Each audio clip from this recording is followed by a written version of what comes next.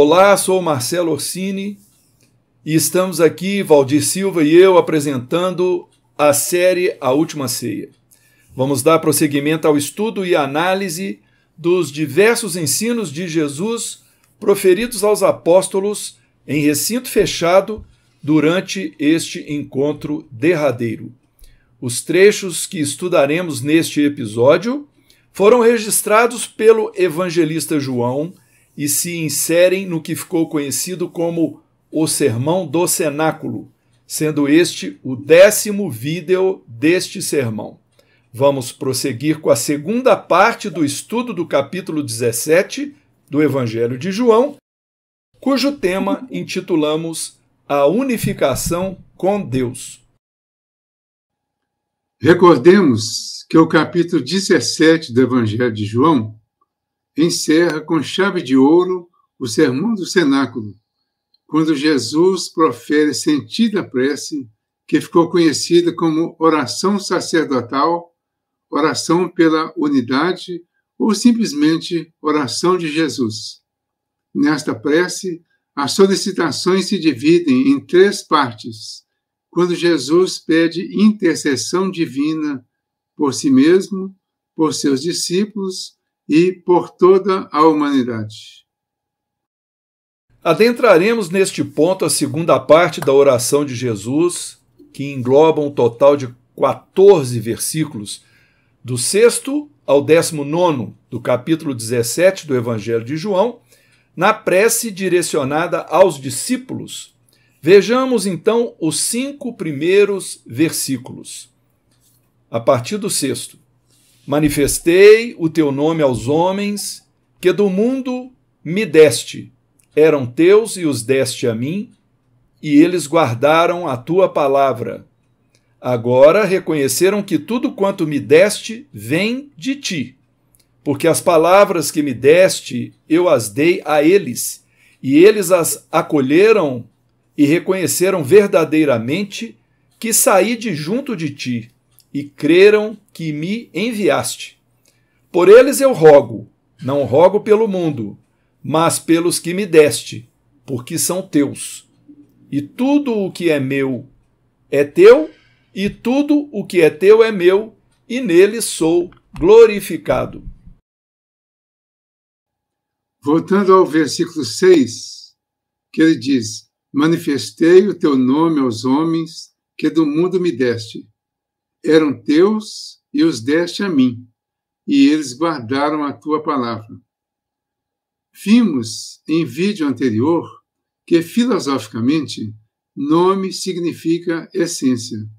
Portanto, manifestar o nome é o mesmo que revelar a essência, a substância do Pai. Isso ocorre aos que foram retirados do mundo para ingressar o reino de Deus.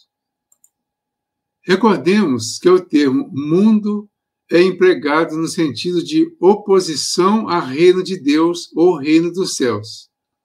Como já verificamos em nosso 10º episódio, mundo é tudo aquilo que gira fora, que é externo, ao passo que reino dos céus é o dentro, o eu profundo.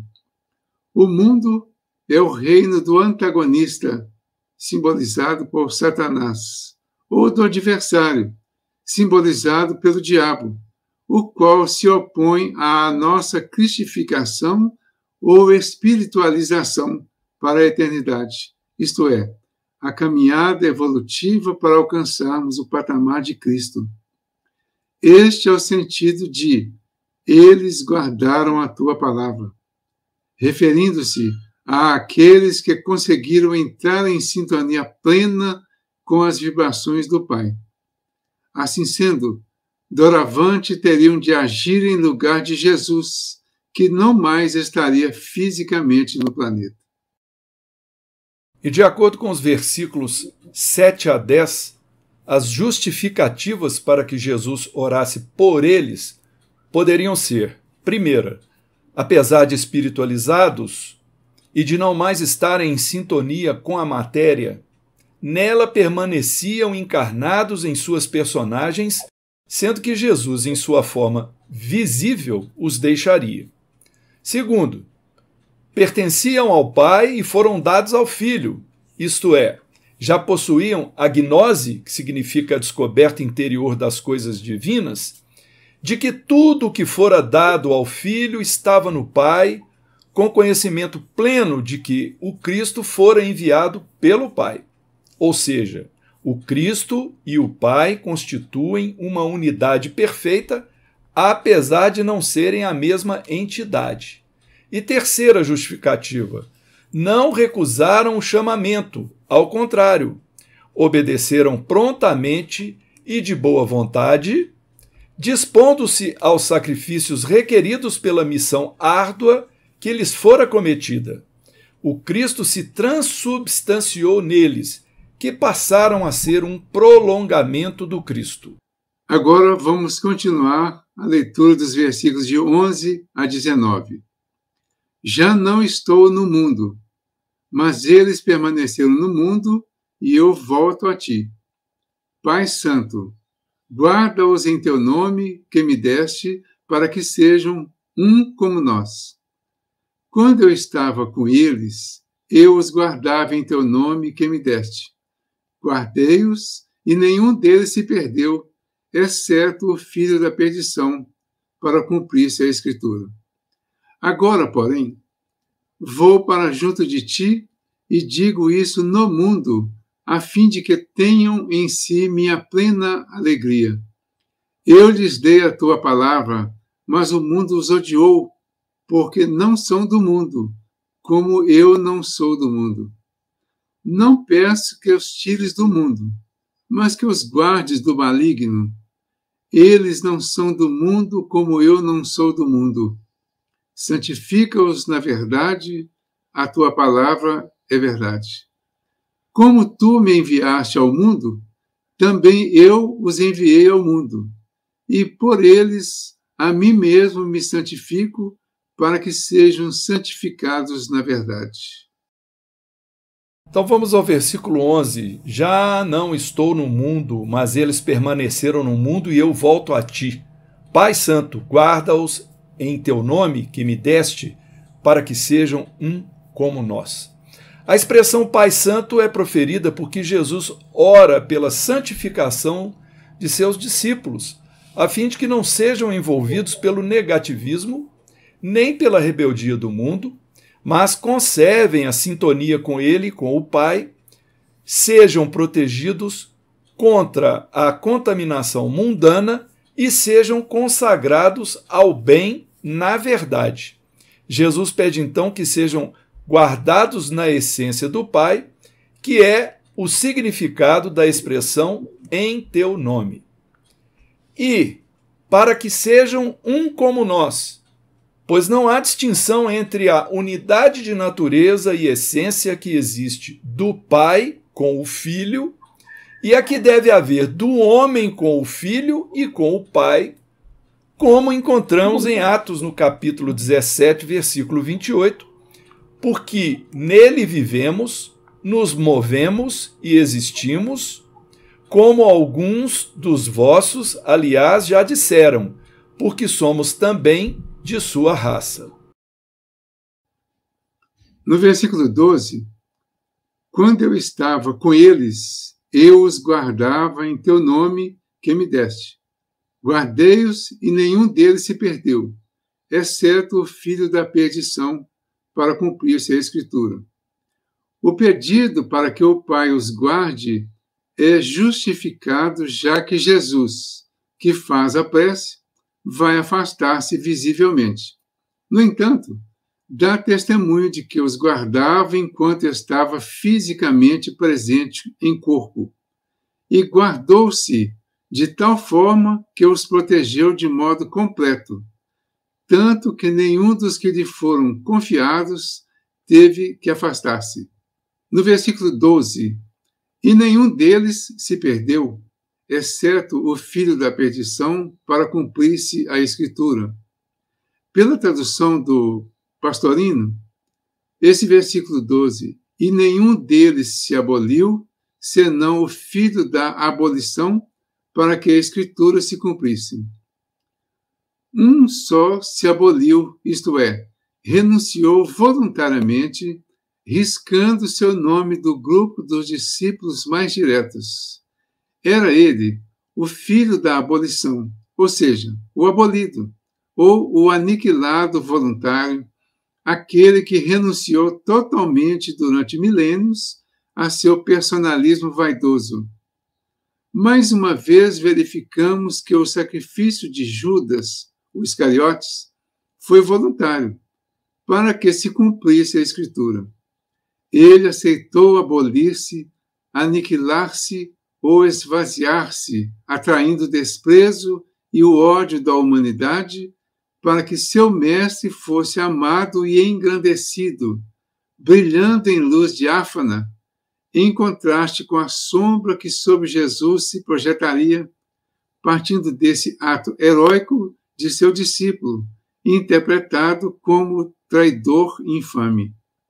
Embora Judas tenha aceitado a missão que lhe foi conferida, a de entregar Jesus, ele falhou por não entender a delicadeza deste compromisso e por ter se envolvido com os comportamentos exclusivamente do mundo, se ligando com as forças políticas contrárias, permanecendo fechado para a compreensão e orientação que certamente teria sobre a missão a cumprir. Ou seja, antes de reencarnar, estava disposto a cumprir a missão que para ele seria também sacrificial, devido às possíveis consequências da rejeição da humanidade em relação ao seu papel. Porém, uma vez reencarnado, envolveu-se com interesses mundanos, querendo apressar os acontecimentos. E assim, perdeu-se não aproveitando o bom êxito de sua missão. Versículo 13. Agora, porém, vou para junto de ti e digo isso ao mundo, a fim de que tenham em si a minha plena alegria. Tudo isso é falado porque Jesus vai retirar-se em seu corpo físico, mas antes quer, com suas palavras, proporcionar conforto espiritual e dar a seus amados discípulos, a fim de que tenham em si minha plena alegria.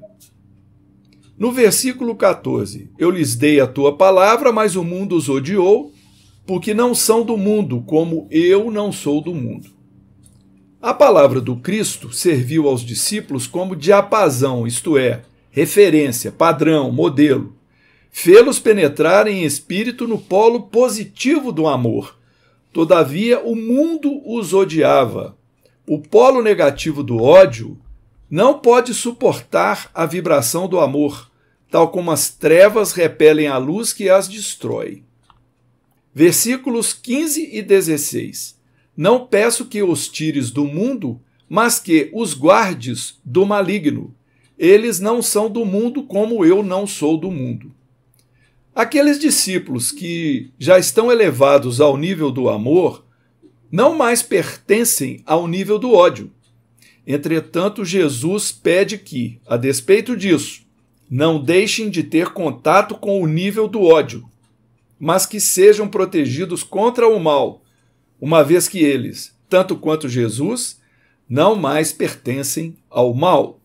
O mal, que seria a ausência do bem, trevas, matéria, é o polo oposto ao bem, a extremidade negativa, onde manifestam ambição, orgulho, convencimento, domínio, materialismo, ao passo que no polo do bem se encontram as qualidades positivas, como desprendimento, humildade, autoconhecimento, obediência e espiritualismo. O versículo 17, nós podemos dividi-lo em duas partes. Na primeira diz, santifica-os na verdade. Santificar no sentido de fazê-los compreender a diferença do sagrado e do profano. Dar-lhes condições de viajar, como sugere a escala espírita de O Livro dos Espíritos, a partir da questão número 100, da condição de impuros, 10ª classe, a puros, 1ª classe. E na segunda parte do versículo, ele diz, a tua palavra é verdade. O Pai é a verdade, e o Cristo é o caminho que a ele conduz. Por isso haver dito, eu sou o caminho da verdade e da vida, conforme João capítulo 14, versículo 16. Se não sintonizarmos com a palavra do Cristo, ou seja, com o ensinamento que leva à verdade, sairemos do caminho reto. E se os que ensinam não ensinarem com a verdade que já alcançaram, como conseguirão ser seguidos pela estrada certa na luta pela conquista da verdade? Os discípulos que já venceram pela adesão total à fidelidade e que já estão limpos, superaram o aspecto negativo da santidade, já foram tirados do mundo, já se desprenderam do polo do ódio. Agora terão que consagrar-se totalmente a Deus, renunciando ao mundo, tal como Yahvé ensinara a Moisés, quando determinou que os que ingressavam no ofício sacerdotal deveriam vestir-se com túnica, auras de qualidades elevadas e cores harmoniosas, ter a cabeça mergulhada numa tiara de bons pensamentos e serem ungidos, cristificados, consagrados pela prece e santificados, conforme Êxodo, capítulo 28, versículo 41. E agora, os dois últimos versículos dessa parte. 18. Como tu me enviaste ao mundo, também eu os enviei ao mundo. E o 19. E por eles a mim mesmo me santifico para que sejam santificados na verdade.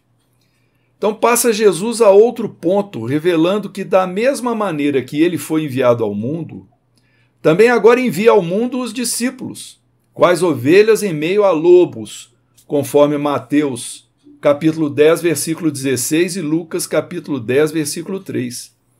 Mas logo a seguir vem a garantia da assistência protetora. Sobre eles me santifico a mim mesmo para que também eles sejam santificados verdadeiramente. Trata-se da sintonia de Jesus que envolve os verdadeiros cristãos, a fim de facilitar-lhes a tarefa. Uma vez atingida a sintonia com Jesus, será mais fácil, por meio dele, atingir a sintonia com o Cristo e com Deus.